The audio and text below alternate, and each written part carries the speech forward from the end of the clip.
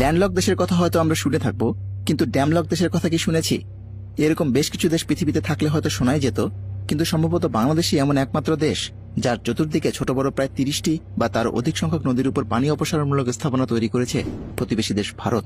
ফলশ্রুতিতে বাংলাদেশ হয়ে গেছে একটি ড্যামলকড কান্ট্রি, এবং পানি নির্ভর এই বদ্বীপের বাস্তুসংস্থান আজ ভয়ঙ্কর হুমকির মুখে। সাংস্কৃতিক আগ্রাসন, অর্থনৈতিক আগ্রাসন কিংবা জিওপলিটিক্যাল আগ্রাসনের মতো একে প্রতিবেশী দেশের প্রতি ভারতের পানি আগ্রাসন, ওয়াটার পাইরেসি বা পানি চুরি বললে অত্যুক্তি তো হবেই না, বরং ফরমাল গবেষণাপত্র এবং প্রবন্ধসমূহে এসব শব্দগুচ্ছ অনেক আগ থেকেই ব্যবহৃত হচ্ছে।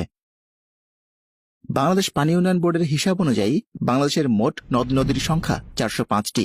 এই 405টি নদীকে মোটা দাগে 4টি ড্রেনেজ বা রিভার সিস্টেমে বিভক্ত করে স্টাডি করা হয়: গঙ্গা বা পদ্মা নদীভিত্তিক রিভার সিস্টেম, ব্রহ্মপুত্র বা যমুনা নদীভিত্তিক রিভার সিস্টেম, সুরমা বা মেঘনা নদীভিত্তিক রিভার সিস্টেম এবং চট্টগ্রাম অঞ্চলভিত্তিক রিভার সিস্টেম। এই 405টি নদীর মধ্যে 57টি ট্রান্সবাউন্ডারি বা আন্তঃসীমান্ত নদী রয়েছে, যেগুলোর 54টি ভারতের সাথে এবং 3টি মিয়ানমারের সাথে। বেশ কিছু জার্নাল, বই ও পত্রপত্রিকায় আমরা পাই যে এই 54টি নদীর মধ্যে অন্তত 30টি থেকেই ভারত বিভিন্ন কায়দায় পানি অপসারণ করে চলেছে। তাও এই ডাটা বেশ পুরনো, 2001 সালের। সাম্প্রতিক সময়ে এর প্রকৃত চিত্র কেমন তা জানার যথেষ্ট অবকাশ রয়েছে। এছাড়া 2005 সালে বরাক নদীর উপর টিপাইমুখী এলাকায় ভারত হাইড্রো ইলেকট্রিক প্রজেক্ট করার তোড়জোড় শুরু করলে institute of water modelling Tipaimukh নিয়ে একটি সমীক্ষা চালিয়েছিল। তাতে তখনই বলা হয়েছিল 30টি নয়, বরং 48টিরই বার্ষিক প্রবাহ ভারতীয় জল ব্যবস্থাপনা কর্তৃপক্ষগুলো দ্বারা ব্যাপকভাবে পরিবর্তিত হয়েছে। সমীক্ষাটি বাংলাদেশ করেছিল বলে একপেশে বলার সুযোগ নেই, কারণ গ্লোবাল থিঙ্ক ট্যাঙ্ক ইন্ডেক্সে 20-এর মধ্যে থাকা Indian think tank observer research foundation Tipaimukh নিয়ে তাদের গবেষণাপত্রে এই সমীক্ষার তথ্য ব্যবহার করেছে।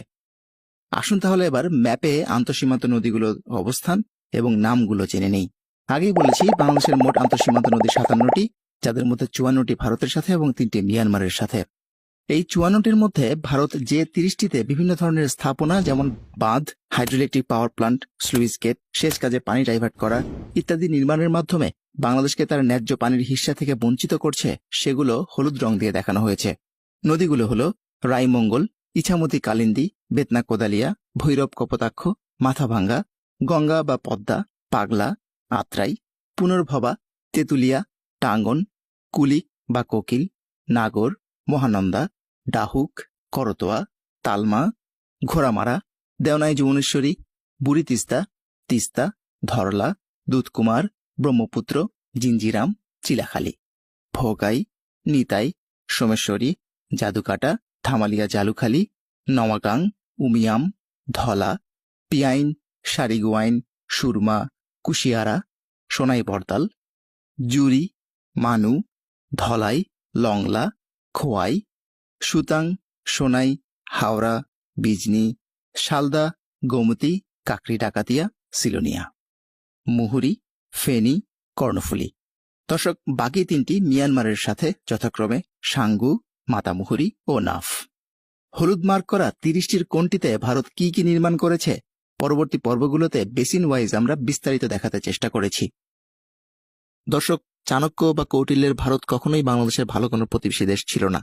যতটুকু সে করে বা অতীতে করেছে বলে দাবি করে থাকে, তার পুরোটাই হয় ব্যবসা বাড়ানো, নয়তো নিজস্ব জিওপলিটিক্যাল স্বার্থকে সামনে রেখে।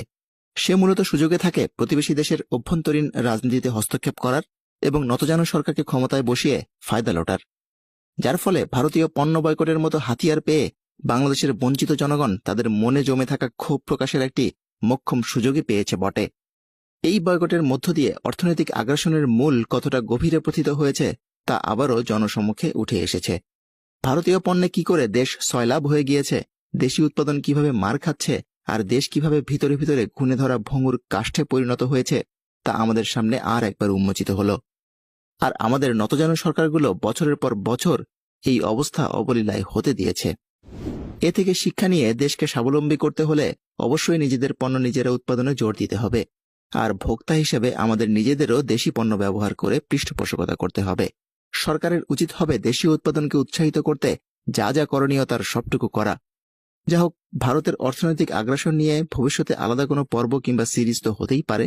দর্শক, আপাতত পানি আগ্রাসন নিয়ে আমাদের পর্বগুলো কেমন লাগছে জানাবেন। পরবর্তী পর্বগুলোতে 30টির কোনটিতে ভারত কি কি নির্মাণ করেছে বেসিন ওয়াইজ বিস্তারিত দেখার আমন্ত্রণ রইল। ধন্যবাদ।